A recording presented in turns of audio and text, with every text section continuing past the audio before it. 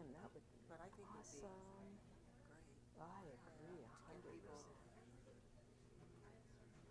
I'd like even for 30 minutes, just an introduction. introduce it, practice it. Like I'd like to be able to find a way to introduce it secularly to companies, because it's powerful when you're suffering to take on other people's stuff, not call it Dharma, but just call it as an option rather than adding suffering to our suffering. Correct. And so it could work secularly that It way. could, and also, Tonglen can also be done, for yourself, to fill yourself with all the light, And then to fill get rid of yourself all with all the light, and bring the That's right. and fill yourself as it goes out. As it goes out, it also fills you, and sometimes it's good to emphasize that portion that it's filling you as it's going. Not just, yes. Yes, yeah. I This is agree. everybody.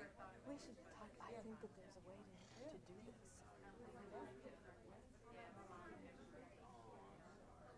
Okay, here we go. Time is it? Is it 10:30? Huh? Is it 10:30? So No, we'll start with not yet. prostrations, and then we can impart. So that's okay. Yeah, Okay. yeah. So, yeah.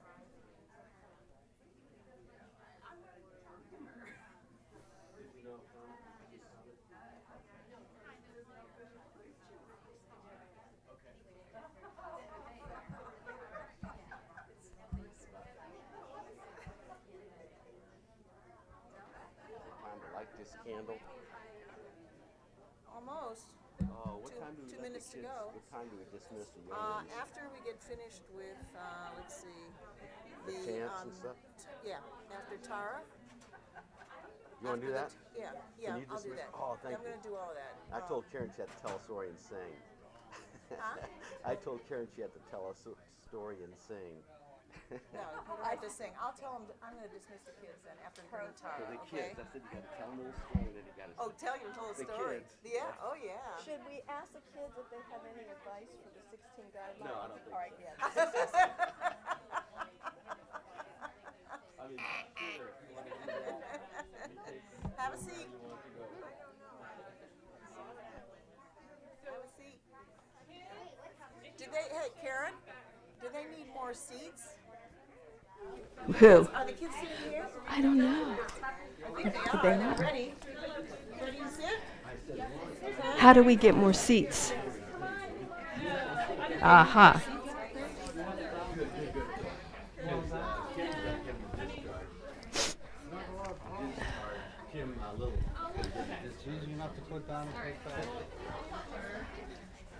Should we put one more? Yeah, if not, we have Sorry. chaos here. Karen, I put that on mute. I have.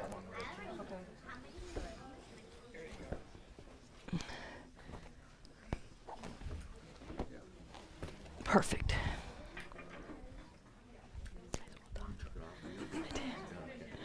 You don't use that mute button? There you go.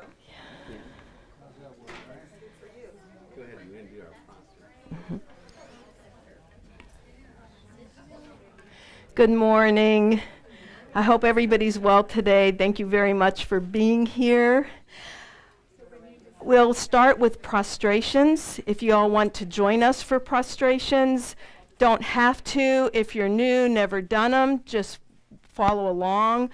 Prostrations are a way to, like a sign of humility and respect for the Buddhas and gurus who have achieved enlightenment and, are bodhicittas. And it's our request that we have enlightened body, speech, and mind, that they help us, bless us, that we can achieve this ourselves. So you're welcome to either nod your head, do prostrations, or just watch as we do this.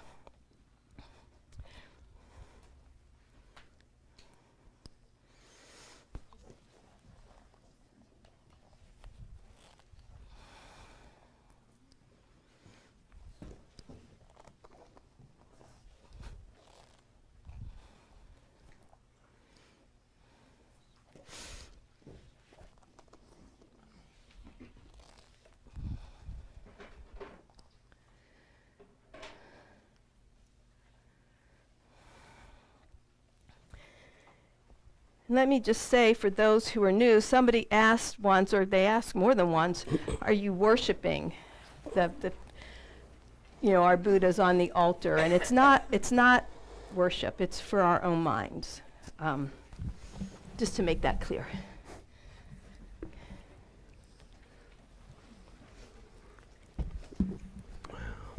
We will begin on page 34 of the Gold Prayer Book.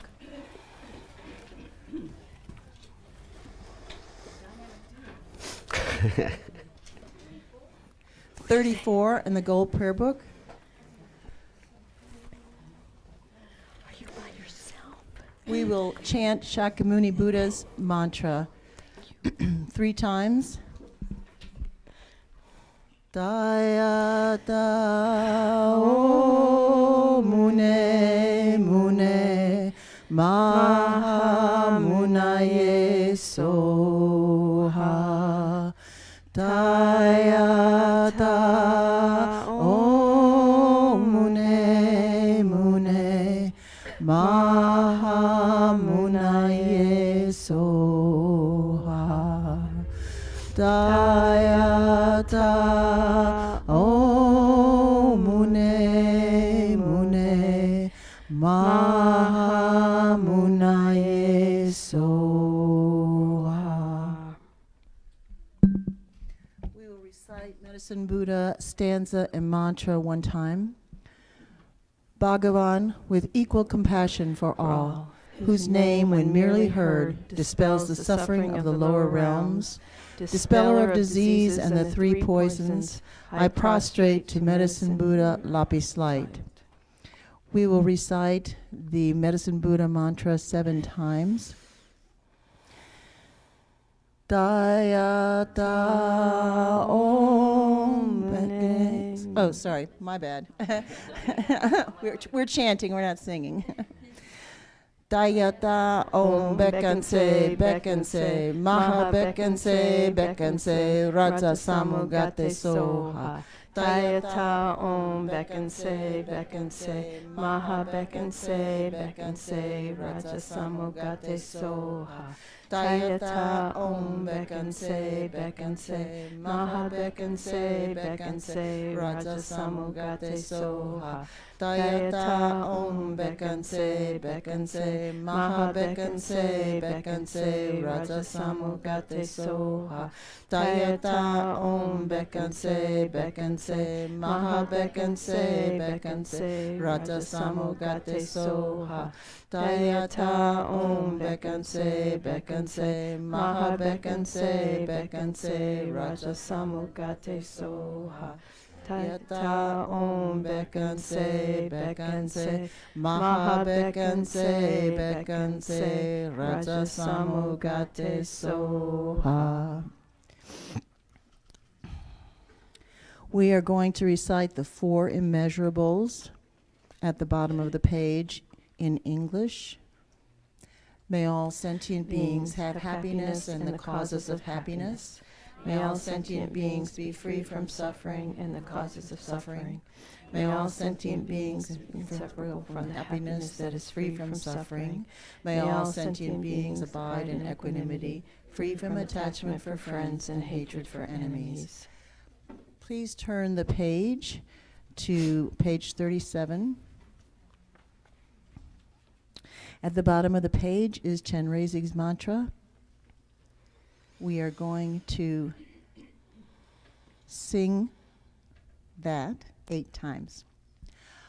Om Mani Padme Hum, Om Mani Padme Hum, Om Mani Padme Hum, Om Mani Padme Hum, Om Mani Padme Hum, Om Mani Padme Hum, Om Mani Padme Hum, Om Mani Padme Hum.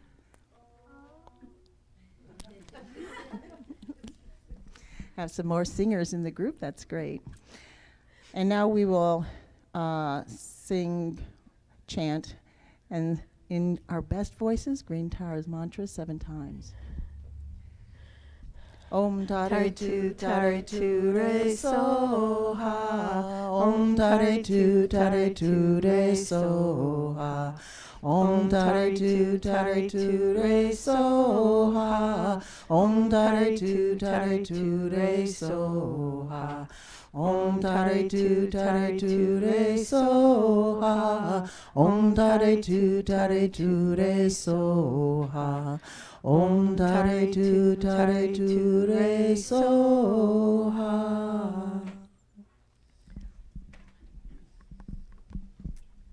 Okay, so our children's program today has 3 parts. If you have a preschooler, Adriana will be in the preschool room, and you can bring your preschoolers to her. That is drop off. And we also have middle schoolers out in the lobby with Michael Flaherty.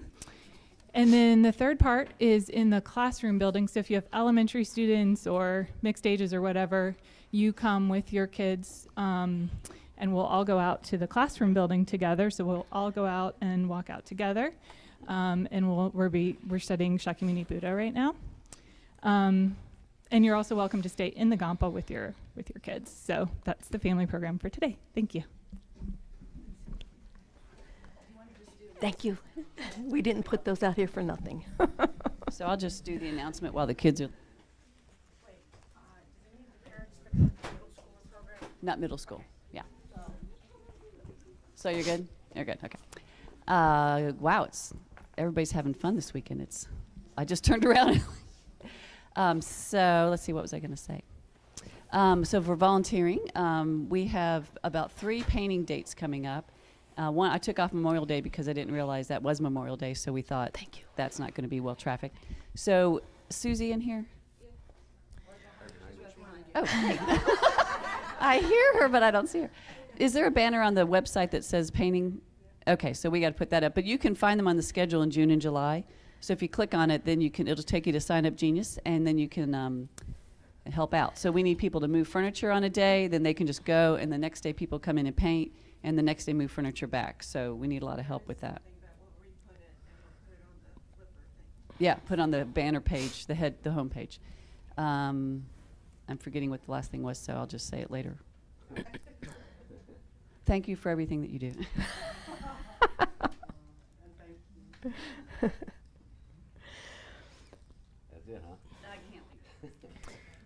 So my name's Karen Mastriani. And I'm David Mackless. We're Karen and David. and for those who don't know us, we're husband and wife. David always says we have different last names to confuse our kids, and now our grandkids, they'll never get it. So anyhow, that's okay. We're 2 of the volunteers here. Our center runs on volunteers, and we're just 2 tiny volunteers that help out at the center. Have been coming here since around 2004 and have been actively involved. And I'll tell you, Jill's request for help, it comes back 100-fold when you volunteer here. So it's wonderful. And we'll talk a little bit more about ourselves later. But how many of you are new today to the center? Okay, welcome. The new people always sit in the back, so I should have guessed. This is not a typical. We have a resident teacher that teaches on Sundays. He is away right now on a retreat. And then we have an assistant teacher who is filling in like every other Sunday. And we have our nuns, our Sangha, who also help fill in. And then when needed, lay people like us fill in. We can't even compare to our teachers, and so if you have questions that we can't answer, we go to our teachers, and we ask for clarification and make sure that, we haven't said anything incorrectly. And believe me, there were times when, I was teaching Buddhism in a nutshell and had to come back the next week and say, no, Geshe-la said this. One question was about why Buddha's ears are so big. To which I answered, I think it's just symbolic because he's listening and he's hearing all our suffering. Doesn't that make sense to you? So anybody know what the real answer is? You can't answer, Jill. Anybody know? Do you, why? That there are No, because no, nothing spiritual. He took his gauges He out. was a Shakyamuni clan, and during that time, jewelry and plugs were Gauges. in. And so the Buddha wore jewelry and plugs, and that stretched his ears. I was like, well, okay. What do you think, Robbie? Does that sound right? I know. Yeah? Robbie buys I'm not it. kidding. So I said, I'll correct it. Thanks for not answering that, Robbie. I didn't see you back there. Okay. Right. For the new people, Dr. Robbie Watkins is our center director. And then you met Jill, who is our center manager. So how about if we just start with a meditation just to settle our minds, get ready for the teaching and discussion that we're going to do today. And so, sit in a comfortable position. For those who are new, just sit comfortably. You want to sit so that your back is relatively straight. So don't lean back on your chair, sit a little forward, feet flat on the floor, not crossed. All of the positions have a reason but we won't go into today. But I welcome you to close your eyes, or I invite you to, and if you're not comfortable closing your eyes, just put your gaze downward so that we're turning inward, settling our minds, and just take a couple of deep breaths right now, letting go of any tension, stress.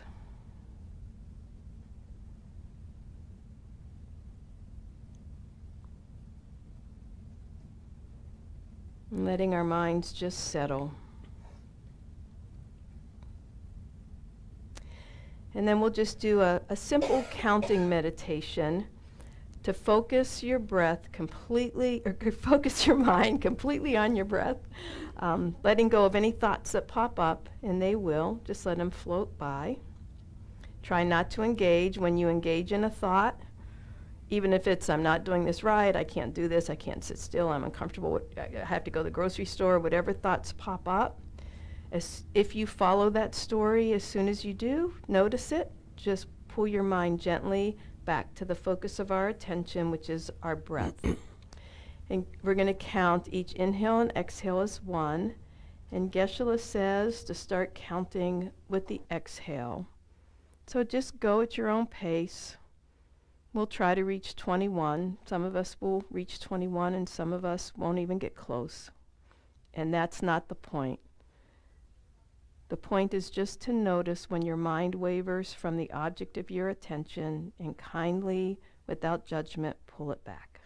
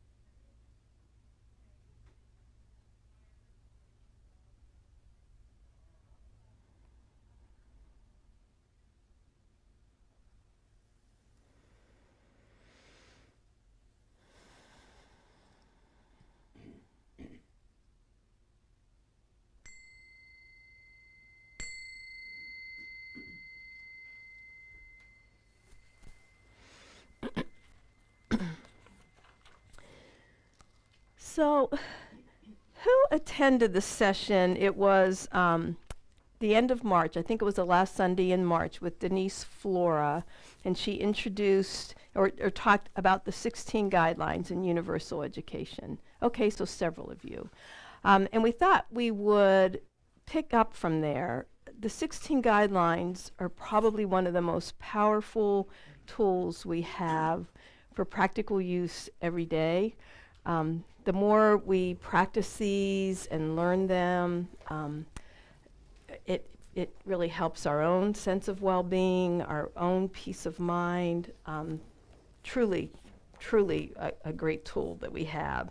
And, you know, it was actually from a Tibetan king for adults wanting a more peaceful society. Here at the center, we use the 16 guidelines with our children's program, so those of you who are parents are probably familiar through our children. But then it's also used widely for adults in prisons, in workplaces. I guess that's about it. So we'll go into a little bit more depth about that. We use these extensively with our consulting that we do with industries and leadership development programs. So, and when, when we talk about using them extensively, we do use them. We try to do some leadership training and work in that area. But how many of you think about practicing Dharma at work? Like, oh, work is a perfect opportunity to practice all the time. Yeah, saw a couple people raise their hand. Or work, or whatever you're engaged with daily, right? Whether you're retired or whatever the case is, you might be in some volunteer organizations or whatever. But you know, the opportunity to practice these things are there all the time. And I don't think most people think about that at work. They don't think, how can I apply what I learn here in the center to my daily in the workplace. You know, we're thinking about, I don't know, getting ahead, getting promoted, whatever the case may be, or we get caught up in some activity or project. So why don't you just take a couple of minutes and think about someone at the workplace or people at the workplace that you admire. And think about the qualities that those people might have. So it may be a leader, maybe not. I mean, we use the term leadership a lot when actually a lot of us think of managers, but being a manager and being a leader doesn't necessarily the same thing. There's lots of informal leaders, and there's lots of managers that are not leaders at all. So think of the people that have the qualities that you admire in terms of how I just described, like leadership, someone that you think highly of. Using one word, what kind of thoughts come to mind? Anybody want to throw something out there? Sorry. Easygoing, okay. We may need a little bit clarification on that, but that's okay. Authoritative. So now these aren't necessarily terms. These are things that we admire, right? Okay. Calm. Confidence. Even keeled, okay. That go along with kind of easygoing. Well, but also doesn't lose their Calm. Okay. Yeah, it's more like calm when I said easygoing. I meant more like Okay, that's fine. calm, like Yeah. don't freak out.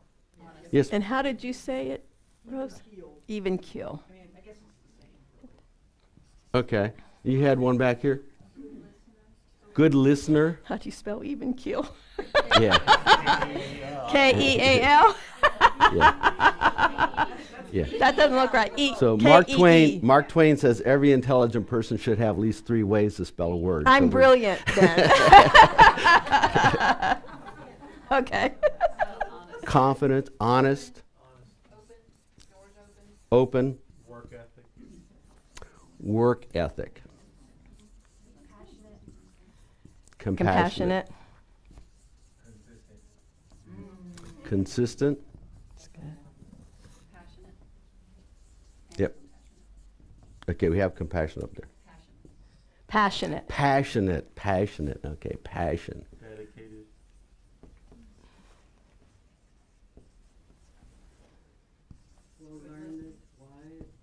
Wise. First I'm thinking of laughs a lot. So, Sense of humor. sense of humor. Yeah. Loyal was one of them. I think we had listener up. We Oh did, no, I that missed was it. that was mentioned, but Skillful. Fair. fair.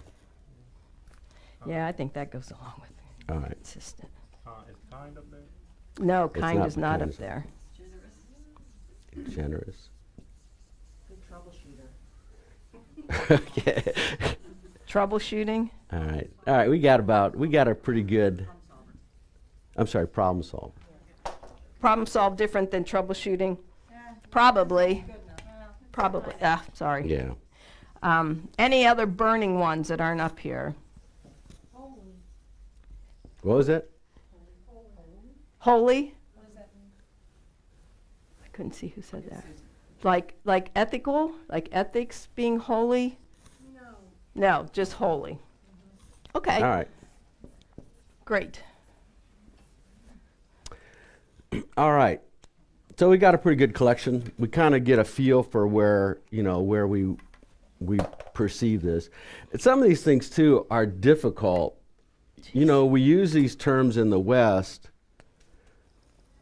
I think in the West we don't do a very good job of exploring some of these more qualitative terms of people. We use words. We know what we're trying to get at, but we haven't really delved into them like they have in some of the Eastern traditions. You want to pass these out? Sure. Let's see, where's Gary? We have a handout that we're going to give.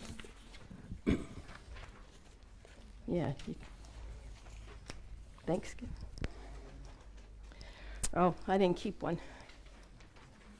Thank you. I've got one, I think. No, I've got two. I got one for you. Oh, We have more than enough, I promise.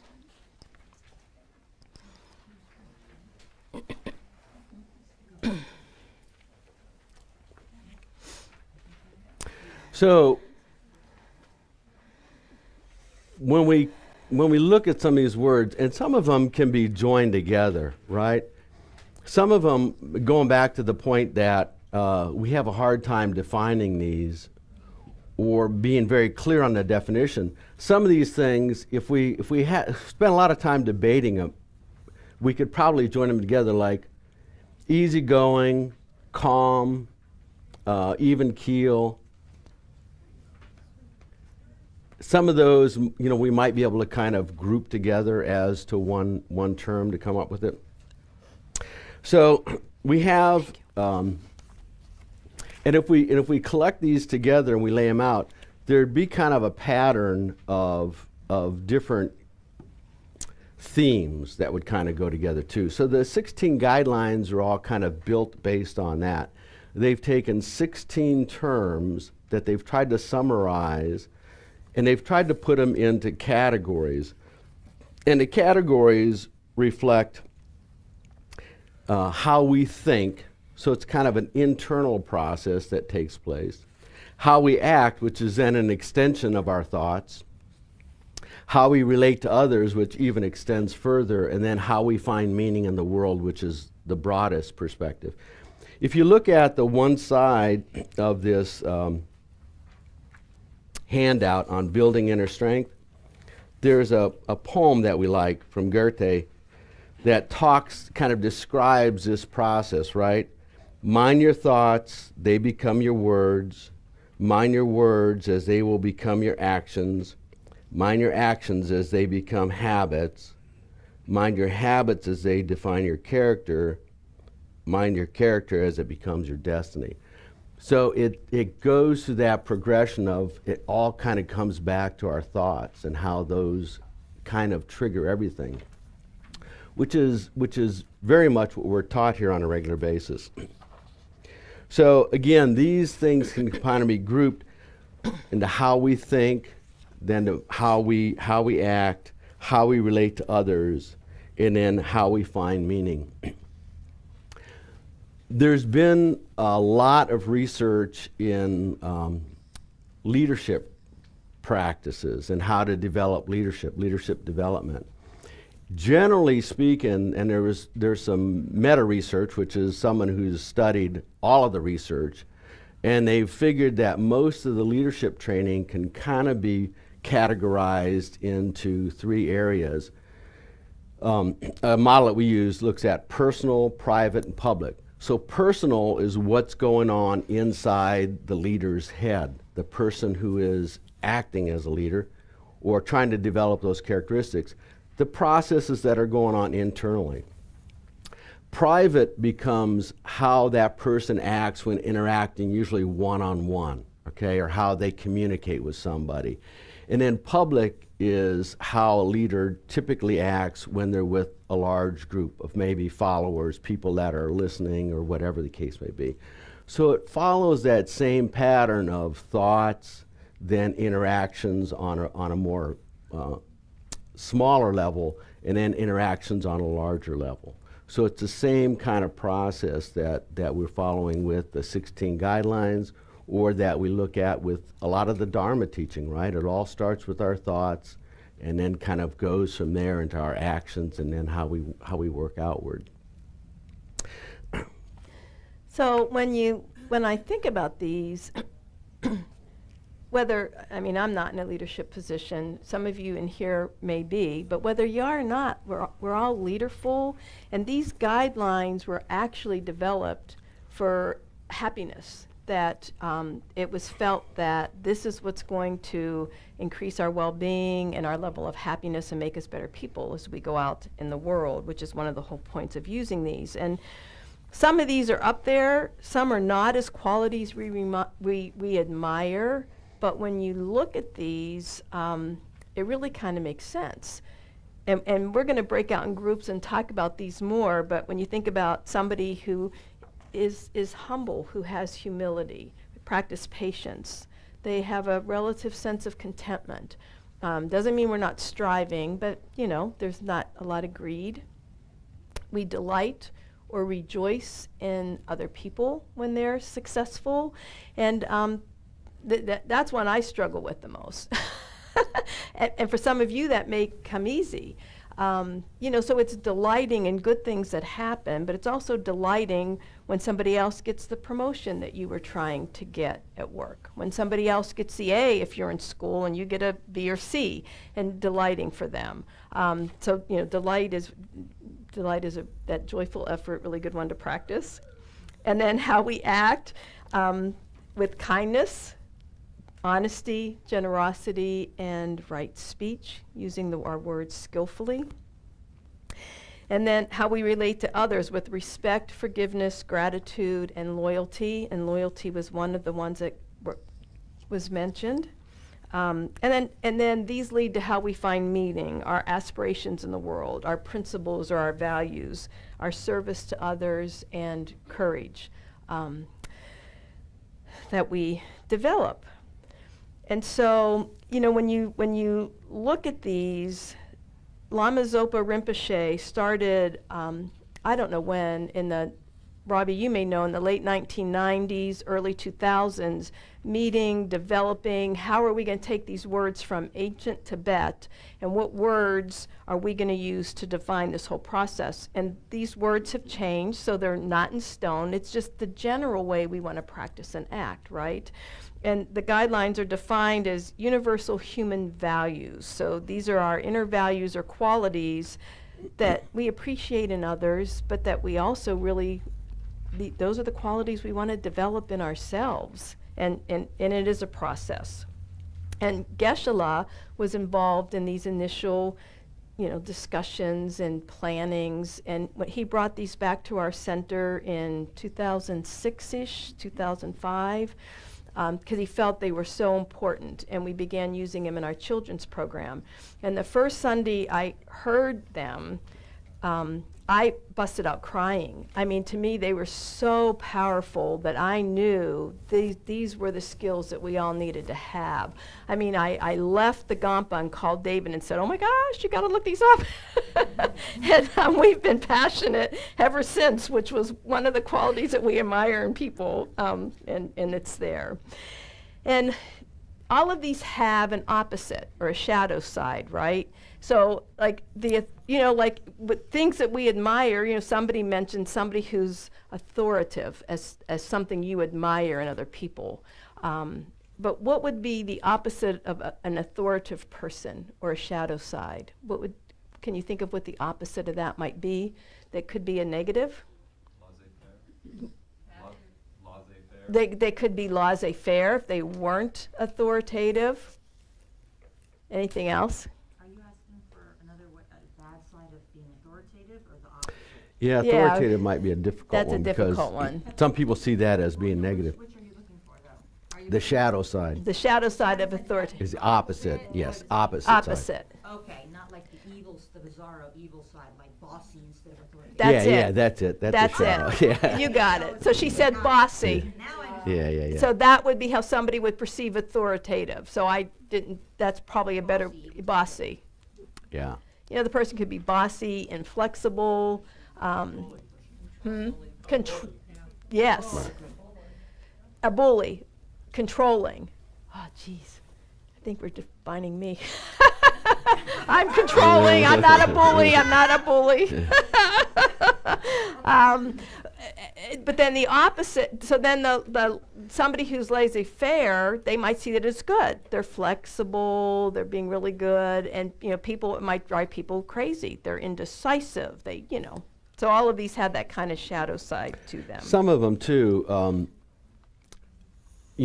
Again, going back to the point that we struggle with understanding what some of these terms mean. So when I tried to introduce to somebody delight, we're trying to talk about delight, and we just weren't able to make that work, especially in a workplace setting, right?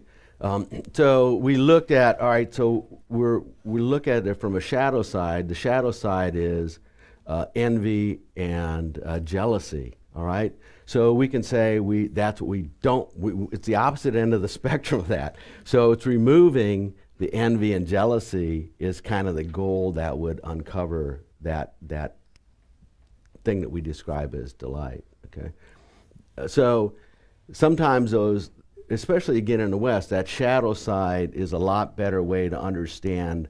Understanding what we don't want to be helps us understand what we're trying to get at, right? Because it's hard for us sometimes to get our hands around what we're trying to get at. It's just a difficult thing for us to kind of understand sometimes. Sorry. No, I would say, but all of these have that shadow side if we struggle with understanding what they are. So. And I think that the delight and jealousy is a good one, because if you think about our negative states of mind and the minds that we're trying to get rid of, it's anger. So we practice patience. It's jealousy. So you practice delight and start to really foster that aspect instead. So they can be really helpful in increasing positive states of mind and eliminating all of our negative states of mind as we practice these. And think about contentment in the workplace.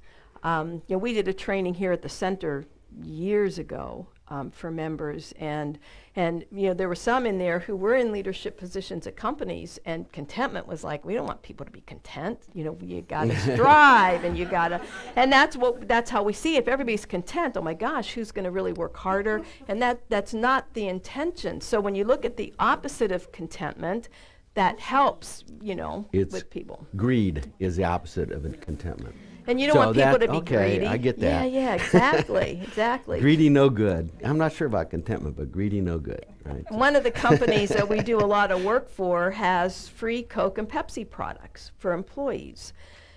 And you have to go down to the break room or cafeteria and get them. So people wanted them on the floors so they wouldn't have to go all the way to the cafeteria. So the company put them in on the floors for them. Let's help make our employees content. They got this completely. So they put in Pepsi products on one floor, Coke products on another. So what do you think happened? Was anybody content? No. I like Pepsi. I'm a Coke drinker. I got to walk upstairs. I got to walk downstairs. The complaints were unbelievable. And then the company was like, oh, yeah, contentment, greed. I was like, holy cow. So do these relate to what we get taught here normally on Sunday? Do these terms make sense in terms of what the teachers are trying to get us to understand in terms of patience and all of those qualities? So they're the same, right? Getting ahead at work and Dharma are the same thing. So. Oh, what a perfect place to practice. We have so many opportunities to practice. Yeah. So let's break out into small groups, 3, 4, 5, whatever's comfortable as you turn around and talk to each other. And you have the kind of the definitions in front of you that came out of the 16 guideline book. It's on the flip side of that But the paper. 16 guideline has pages on each of these guidelines with practices and meditations that you can do. It's just this incredible book that obviously, I have dog-eared everywhere. And so I do recommend the book, but these definitions don't mean that's what's coming from your heart or what you speak to. So look, how does it feel to you? What does that mean to you? And then think about if you're struggling with defining it, and actually we should do this anyhow, think about the opposite. Christine, it's not opposite. What's the word I'm looking for? Because Royden said the opposite. You call it the evil something. The bizarro side. The bizarre, the Yeah, bizarre, like how there's two sides. Like, I think of myself as very flexible, and other people think, would you just make a decision? It's that kind of, it's that shadow side of this that's important. And our purpose is to kind of remove the shadow side and really, look at what our practice is. And so we don't have a lot of time to go into detail on the 16 guidelines. So we just picked 4 from each of the how we think, how we act, how we relate, how we find meaning, the wisdom The themes. Humility, I'll write those somewhere. Yeah, Humility, right speech was the other one that's really important in the workplace. Service and how we can be of service. And then gratitude was, gratitude's not. Yeah, service is, I got them out of order. I'm sorry, I said them wrong. So gratitude and then service. So humility, right speech, gratitude, and service. And in your groups, just briefly talk about those. Talk about how you define them, what makes sense to you, that quality. Maybe talk about how that would work in the workplace. And does it have a place in the workplace? Does humility have a quality? That didn't even come up on here. Does that have a place in the workplace, and maybe what that would kind of look like? So we'll just spend a little bit of time doing that. Did you mention the shadow side of humility? Oh. The shadow Well, side. they'll come up with it. Yeah, you They'll guys come will up with figure it. it out. We'll see if we figure it out. What's? No, come up with defining the term itself. And think about the shadow side and what that shadow side might be. So it's both. So, the teachings are all removing afflictions, right? So that's what we're doing is we're trying to remove that shadow side.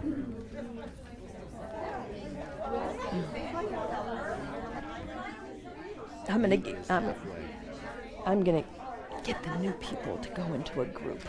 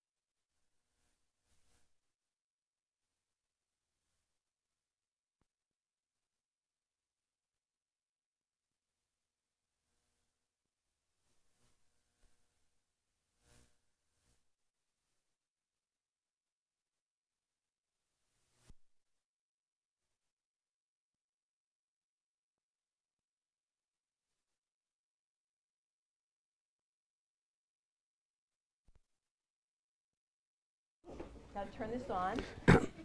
Everybody get a chance to kind of work through a few things and get way off.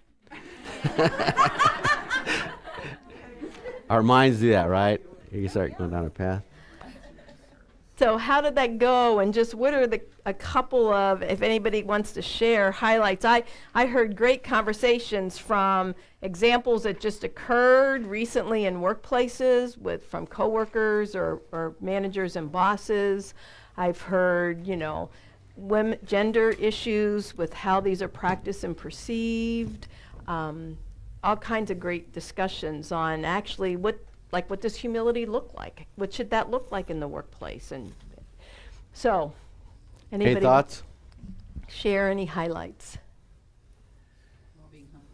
Yeah. Everybody's being Everybody humble. Don't work. Good. Good. That's good. It's not a workplace. Yeah, That's yeah, all right. yeah. We're amongst friends. You can't even hire me, really. This list says not Well, it's a struggle. These aren't easy. When the people tried to define these things, they spent days working on some of these things. Yes, And ma'am. when you try to practice them, it takes It's a lifetime. years.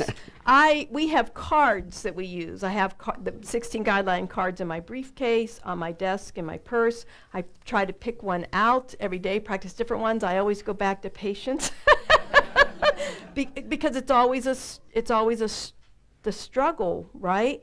And when I need them, I don't pull out and think, oh, I really need to be patient right now. Anger's what is my habit and bubbles up. But at least now I recognize it and shut it off and think, well, maybe next time I'll practice patience, So we're not perfect. We're not perfect.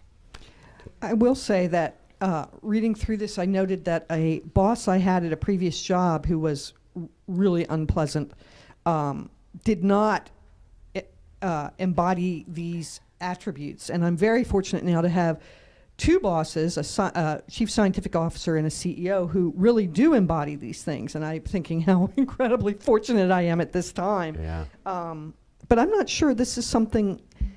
It's interesting. The person who was so unpleasant, I don't think she would ever recognize this in herself or ever care to practice any of these things. And she's one of those people who would never allow a 360 review to be done on her. Oh, yeah. Right? Everybody know what a 360 is? Anyway. Yeah. But so we say that they don't recognize this and they don't get it, but on some unconscious level they do, or they wouldn't mind having a 360 on them. So they know it's going to come up that they're unpleasant, they're angry, they're not fair. It's all going to come up. They know that in their heart and in their mind, right? And I tell you, when they came up with this list, there is a very specific reason why humility was number one. That has got to be the first step in making any kind of change in ourselves, is recognizing that I need to make some changes. We're not perfect. So that's why that's number one, if that helps out at all. So, and the other thing is we're not trying to change people, and that's a real easy thing to fall into too. This is all about ourselves, right? It's the saying that, or the story that Geshe will sometimes say, we're not trying to cover the earth in leather, we're just trying to put leather sandals on our own feet, right? So this is all kind of internal stuff. Yes, ma'am. As Karen mentioned, in our group, 3 women, we were talking about in our culture how some of the qualities of a leader, if you're a female leader, can be perceived differently than as a male leader. For example, the confident and the strong leader could be perceived as bossy or overbearing. Yes. So we just acknowledge that in this culture anyway, strong women leaders have to work harder sometimes to balance those positive qualities because of our society's. Excellent. I think it's That's a true for perfect- gender. I think it's true for race. I think that we have a lot of issues in our country, that we could spend all day talking about, but we won't. Yeah, that's a good point. Because we did have there was some discussion about whether the shadow is the opposite side or just the negative perception of that value. way to describe and it's it. hard to sometimes differentiate that, but The other comment that I heard from this group as well as other groups is humility a sign of weakness? If it came out for you guys too. So what did you all conclude with that? Is humility a sign of weakness? It can be perceived. I think it can be perceived as a sign of weakness. And I mean, what we talked about a little bit too is that if you aren't, like in our society, we're so competitive, and if you're not self-advancing, then are you putting yourself at risk for not advancing? You know, if you're not putting yourself forward. But at the same time, when you have people that are in the workforce that are demonstrating those qualities, those are the people that you admire. And then the other piece that came up was that when you have a leader and your leader is filled with ego, it's very hard. That's obviously a value that they have. So it's really hard to move upward and possibly in an environment like that. Especially if you're trying to practice humility. And Yeah. I think that's a great point. We don't have time today to work through that, but just close your eyes for a second. And, is humility weak? Like, that's a question that as you're sitting on your cushion or during your workday when you take little pauses, is it weak? And just keep working and playing with that. So if you think of the quality that you admire in people, be it patience, kindness, humility, all those qualities we admire, does weak ever come to your mind? Or is it a sign of strength? So that if somebody is really arrogant, just, impossibly arrogant, is that strength, or do you see that as a weakness? If somebody's angry and yelling, do you ever think, wow, what an awesome person they are? They are telling people what to do. Do you ever think that? Have you ever thought it about yourself after you have an angry outburst? That I showed them. No, it's usually like, oh, geez, I can't believe it just came out of my mouth, So I think keep working. Is it a sign of weakness or is it strength? I was trying to think. They have different people in this guideline. It needs to be updated, but Yes. Gandhi is one of them, and he wasn't used for humility, but he did show a great deal of humility. But in no way was he a weak person. So you can have passion and still be humble and still push things forward. That's how we want to try to fine-tune some of these things, as we kind of work further and further. Yeah. Actually, there's a couple of leaders they need to change, but Chavez is one of the leaders in here. Not that they should change that. He was incredible. But the woman who worked side by side with him, I can't remember her name, some of you might remember, and was actually credited with much of the success of his movement with the migrant farmers. Her name's never mentioned, not once. So when you think about the gender issues, they're there. Not even mentioned in here. Please. Mm-hmm.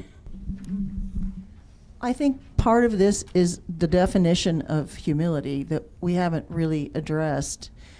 There are some things here that relate to it on your sheet, but I think it's something that each of us has to define for themselves as well.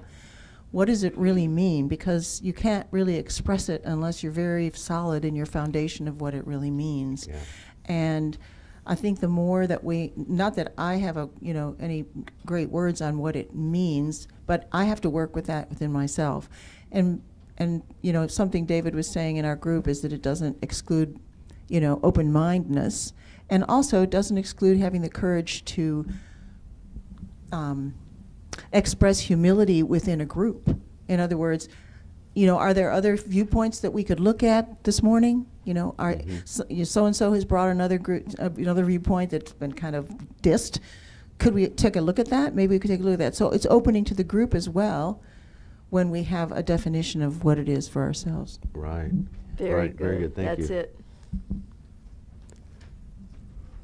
The ones that are, this just from a personal perspective, the ones I don't even understand are the ones I need to work the hardest on.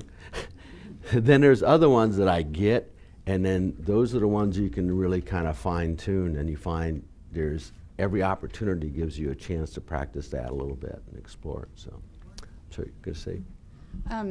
Just relating to what Kim said, one of the things that came up for us in our group was the interconnectedness and humility. So when we're in a group, like having the courage to share something or say something, rather than seeing humility as like a quiet reservedness of not being, interconnected in that way, if that makes sense. It's good. So, That's good. it. I like it. So, thank you. Was there somebody else had Somebody their else hand have a up? hand up before we No. go on? All right. No, I thought he had. So we're going to break up in pairs, 2 people. Feel free to move around and find, just move into a pair. And if we're an odd number, 3's fine. And think of a situation in life or work, either something that you were involved with that was difficult, a problem, maybe something you wished you had handled differently, or maybe, even if it was another person acting out, how that situation could have been handled differently by you to make a difference in your own happiness and well-being. So think of that kind of difficult situation that either happened recently or, something that's just niggling at you constantly. Talk about, describe it in a little bit of detail to your partner. And then, we try to either randomly pick one of these guidelines, or if man, I'm going to hone in on patience because if I would have practiced that, it would have made a difference, if that's important to you, or just ask your partner to randomly give you a guideline, and then try in your mind, discuss how using that guideline would have changed how you reacted to it, or how you thought about it, or how it could have changed your mind to make a difference. Does that make sense? Okay, so go ahead and pair up, and then we're only going to spend 3 minutes, one person presenting theirs, and then thinking about how the guideline could have changed that, and then we'll switch, and then your partner will share their story, and in 3 minutes I'll ding. And you might have already used one of these guidelines to change your perceptive of work, and you could share that with your partner. So, Whatever okay. works. Just do one the first time. Yeah. Just one. Yeah, we have lists. Oh, one person. Oh, yeah, one pair person, up, one-on-one. pair up. Unless we need not to.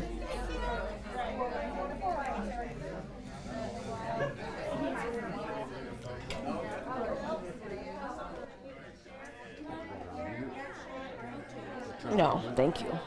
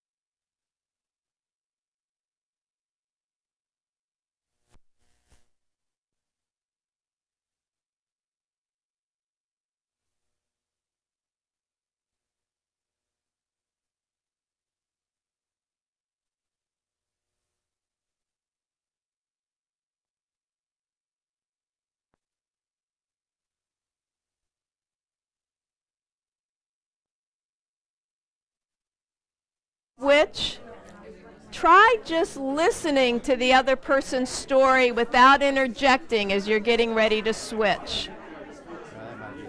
That's a challenge. You're good.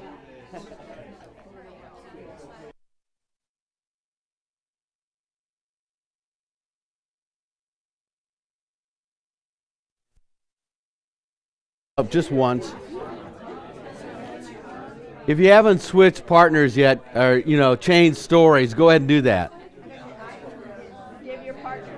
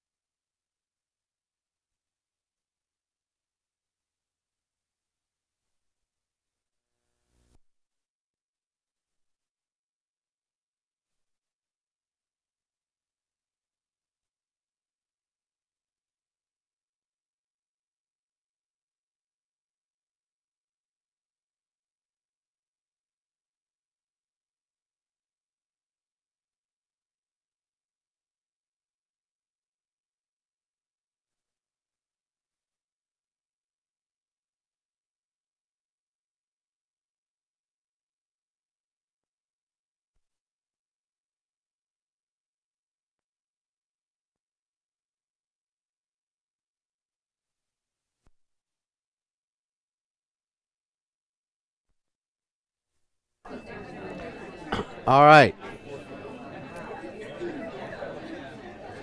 Class. They probably didn't finish. Hello. That's all right. All right. Finish up and then we'll come back together.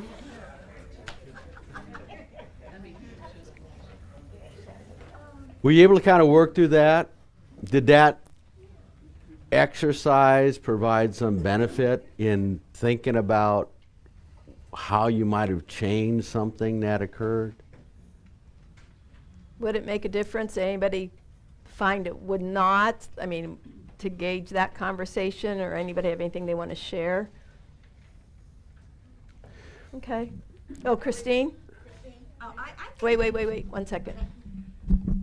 I think it's interesting that no matter what situation, it seems that we're not talking about one of these. It involves a bunch of them together. Yeah. No matter That's what true. the situation is, it's like 4 or 5, maybe more. So I thought that was really interesting, and that sometimes to solve a problem, the person tried each of them, and kept going, and that didn't work, and that didn't work, and that didn't work, and until they finally succeeded.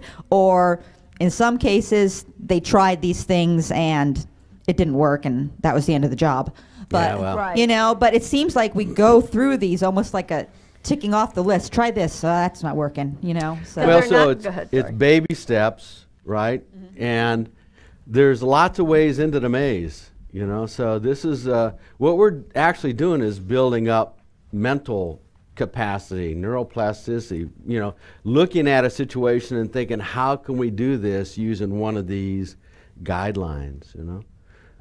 I think that we both discovered something interesting is that what we did, that was what we did, and it, how do I want to say that?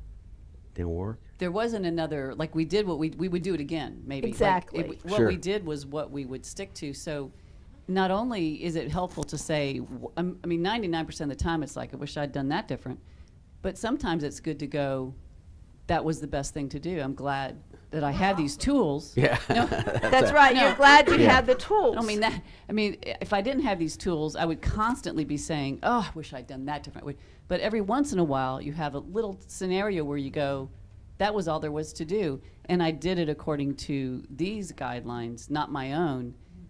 And then you can rejoice in it. And then that's really, really difficult to do. So every just little blips where you go, "That was."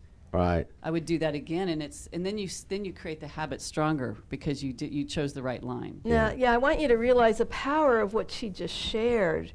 We can't change the other person, but if we have a difficult person, but we're reacting with patience and kindness and humility, they still might be difficult, but we didn't escalate the situation. Royden, were you going to add to that?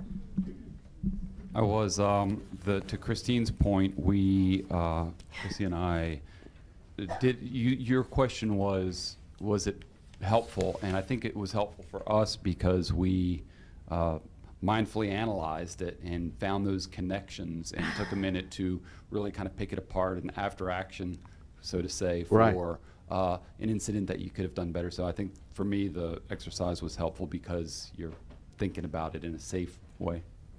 Yeah. You know, and a lot of times when and while you're passing that back, we see someone that we describe as having these qualities, and it may not be our interaction with them, but it may be how they interact with other people. If we see someone who's a jerk and someone who's acting with patience to that person, we don't necessarily have great respect for the jerk. Because we're out of that scenario, in staring at it, we develop even greater respect for the person who has patience. And that's how that kind of next level of leadership kind of transpires too. It's how people perceive us interacting with other people. Not a first person thing, but a third person thing. So I'm sorry, go ahead. I think some of these examples that were brought up are really interesting. It's not what we talked about in our scenario. We talked about patience with raising children. Oh, good. That's work. That's raising great. children. That's work. And some of the areas that we fall short of, really exuding these characteristics, and forgiveness of how our children, in our case, how our children behave, so that we can have an opportunity to reset and come back the next time with a clear conscience and the patience and all of the other things that we need to be able to model the behaviors that we're asking for. That's kind of what we talked about. But That's listening to some of these other examples, I just wanted to also share that I work with a lady who has historically been extremely difficult to deal with. And when I started working there, she was very, very difficult with me because I was the new person and thus represented change for her. And I've noticed over the last year and a half, I've just been patient with her, have not been responsive to her backlashes and stuff, and I've seen her come a long way because of being patient with her. She still has her moments, and of course, lots of people still have a really hard time, but I certainly see the change in her. Yeah. Because of the patience that I've shown her. It's a ripple effect, right? So that's awesome. And about parenting, holy cow. Like once you start practicing these, this was what makes us better parents. Our family program have actually taught, discussed these with parents as well as the children, treating your kids with respect. When you mess up, asking for their forgiveness. I mean, all these things. So they make us better people, parents, coworkers, friends, partners. It's huge, the difference these make. Just huge. I've always admired people who are very centered, especially people who are young, who have an idea of who they are and what they will accept about themselves and others. And it's when you said modeling, it made me think that I have worked, I'm not as good at that as many people, and when I see an old soul, a young child that is clearly knows right and wrong and what's good for them and what's not, it's amazing to me. And I have seen others, people who model really bad behavior, who infect, in a way, some people who aren't ready to be centered. And so I think knowing that we have a big influence on some people is very helpful. Yeah. That's good. I'm sorry, Karen. We use this example as what we call a reframe, right? We go back and did a do-over. But there's another option that we call pre-frame, where you use one of these before you go into a situation. Because a lot of times we know we're going to have a difficult conversation or discussion. And we do the negative meditation going into that, right? We have the fight before we have the fight. So this gives us an opportunity, We do that, before we make the call, we know what we're going to say, and we know what they're going to say, and they say it because we said, we fulfilled each other's prophecy there. So use this as a pre-frame opportunity before you go into a situation, before you go into a meeting, before you make the phone call.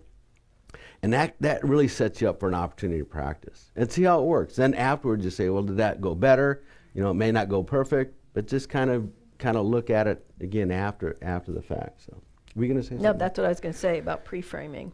We've had places where they keep these, right? Yeah. The cards. We have the cards, and we have a wheel that we've given out before, and they'll keep them in a conference room so that people can, all right, before the meeting starts, we're all going to pick one and try one of these things and see how it works. And they practice it as a group. And it works out really well. It really does. So, yeah, one thing that we were talking about is, like, when you do something, you're talking about forgiveness, but when you do something that, was kind of embarrassing and you wish you hadn't done it, like how hard it is to go back and apologize for what you did. And that's really difficult. And, that's a practice too. It's not in the guidelines, but it's kind of part of humility and forgiveness. So I think we're about out of time, right? So we have one more comment and then we'll summarize. Who is it? I just wanted to add real quickly that the app that's available online is very useful. There is an app available online for the 16 guidelines, and it is useful. I don't have it. I don't use it, but other people have said. Denise Flora did that, yeah. Yeah, that's exactly what I was going to add. Okay. I found a lot of use in tons of practices in there, and some of them are really short and quick, and you can share with other people, and so Denise has done some great work. Yeah, that's good. That's good. And one last thing too, I just meant to go ahead and note, the workplaces are changing. I mean, our civilization is such that our workplaces are no longer just authoritative, top-down kind of a thing. The whole type of work is evolving into be more democratic, more open. There's this thing, we're a B corporation, which is a type of conscious capitalism where we try to have a lot of equality and democracy and stuff internally. And it's just going that way. And when we look at things like knowledge creating organizations, which are more and more now, instead of just a manufacturing facility, being able to share knowledge and speak freely with other people, the humility, these things are just really tremendous in those kind of organizations where we want to kind of increase the knowledge that exists. So, And then the only other thing I'll say is that, when you think about the Dharma and our practice here at the center and what that's meant to us, and then how do we bring it out into the world, and what do we do that's not, it's always Dharma on our end, but not Dharma to anybody else, and finding ways to do that. And the 16 guidelines are the way to take the Dharma that we've learned here from our incredible, generous teachers, then to be able to find a way to practice this. And there's other tools as well, but this is one of the tools that they gave us, our teachers gave us, to use in our secular worlds that we interact with. let's take 1 minute before we go, just to kind of calm our minds. Think about, I want you to think about change.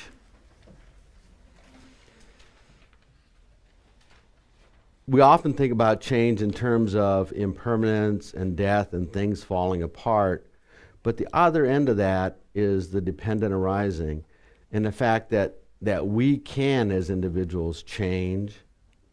We can change for the better. Everything is changing constantly, so that gives us all sorts of opportunities.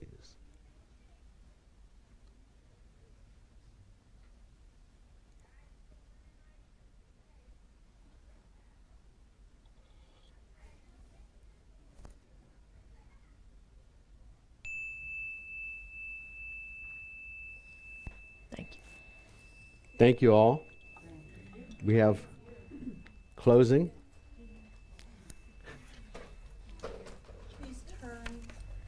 Please turn to page 246. We are going to do a dedication to seal all the good content that we have placed in our minds today. And it will be from Master Shanti Deva's dedication, and I think that this dedication prays for what it would look like in our world if every sentient being was practicing the 16 guidelines. I agree. May all beings everywhere, Plagued by sufferings of body and mind, obtain an ocean of happiness and joy by virtue of my merits. May no living creature suffer, commit evil, or ever fall ill. May no one be afraid or belittled, with a mind weighed down by depression. May the blind see forms and the deaf hear sounds.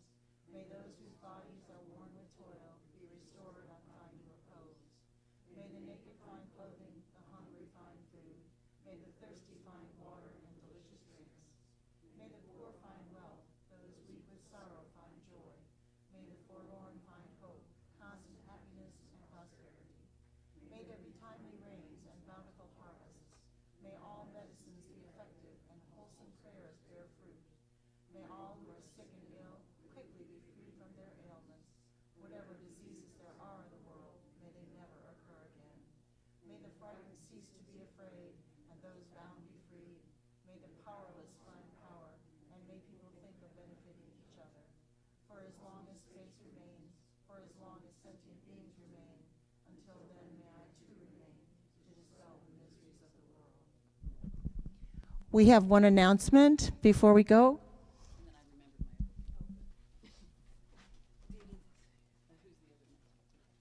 Oh, Joey, okay.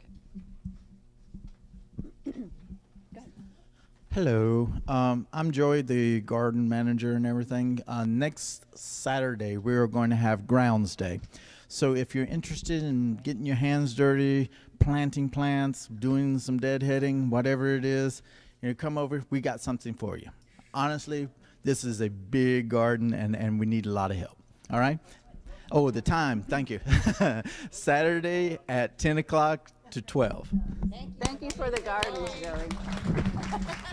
Come on and get some dirt therapy done. So while we were meditating, I did a breath in, like, oh, there it is. So it's kind of funny. And then I wasn't meditating so well, but I remembered. So Donna's not here this Sunday. Her daughter is graduating from the end result of law school. So we have this beautiful Tara altar. And I would like one volunteer that knows how to take it down, and then a couple other people who would help. So who knows how to take that down? I'm going to put you on the spot. Christine, Susan, maybe one other person to help? Okay. Good. And then these water bowls too. We need some help with that. What else does Donna ask for? Is that it? I think that's it. And then there's a camp out. Susie, what's it called today? That's like information session on the camp. Okay. So they're camping, the family program are camping at the end of May, Memorial Weekend. So I think they're doing something today, like if you are intimidated by camping and you don't really know what you need or how to do it, they're offering an information session so that might help spur on some more people that like to come. And I think you can come too if you don't even have kids. So that's happening, afterwards, soon. Thank you guys for doing that today. That was really good. Thank you. Thank everybody for the discussion. It was awesome. Thank you. Oh, it's somebody to wash the mugs. 1 to 2.